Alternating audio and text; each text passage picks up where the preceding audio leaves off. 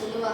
அதாவது ராமநாமம் எங்கெல்லாம் கேட்கிறதோ அங்கெல்லாம் ஆஞ்சநேயர் உட்கார்ந்து அவ சொல்றத உருகி உருகி கேட்பாராம். ஒரு சமயம் ராமர் பட்டாபிஷேகம் முடிஞ்சு நாட்டை ஆழ்ந்துட்டு இருக்க. அப்போ நாட்டோட நலத்தை கருதி ஒரு யாகம் பண்ற. அப்போ ஒரு நாட்டோட நலத்தை கருதி யாகம் பண்ற.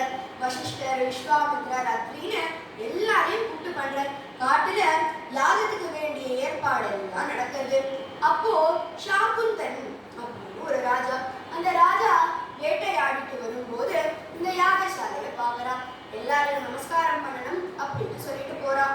ஆனா வேட்டையாடிட்டு கை கால நம்பாம யாகசாலைக்குள்ள போக கூடாது. அதனால வாசல்லையே நின்று வசிஷ்டாதி முனிவர்கள் எல்லாருக்கும் என்னுடைய நமஸ்காரங்கள் அப்படின்னு சொல்ற. இத பார்த்த